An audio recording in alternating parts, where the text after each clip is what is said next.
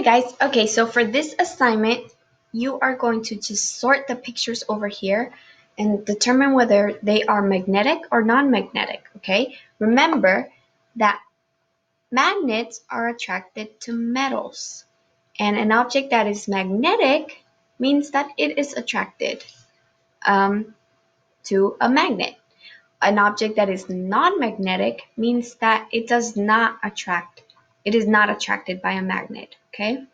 So one way to determine that is if I were to grab a magnet and put it close to a wooden spoon, if that wooden spoon were to stick to the magnet, then that would make it magnetic. If it doesn't stick to the magnet, then it's not magnetic, okay? So in the following video, you can see some examples of how magnets attract to certain objects and how they don't to other objects. So there, maybe you could get a better idea of objects that are magnetic and non-magnetic, okay? That might help you in completing this activity. But if you have worked with magnets before and you remember, then you can start sorting these pictures and moving them to say whether they're magnetic or non-magnetic, okay?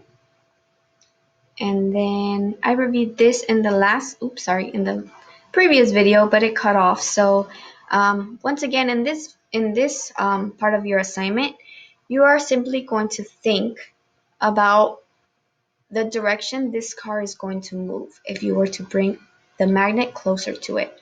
So notice how on this one, the magnet on the car is, the North Pole is on this side and the South Pole is on this side. If I move this magnet where the South Pole is on this side towards the magnet on the car, are these magnets going to move towards each other or are they going to move away from each other? Remember that opposite poles attract, and that means they pull close together.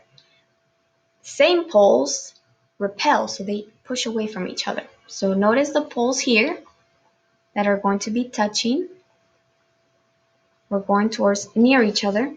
Are they opposite or the same? They're opposite, right? I have a south and a north pole, so you can always go back up here and look at the opposite poles. What do they do? Look at the arrows. What do they do when you bring them closer to each other? So give it a try, and then you can always watch the video where I'm going to actually do this experiment and you can see which way the car will move, okay? Alrighty, that's it for today, guys. Have fun. See you tomorrow.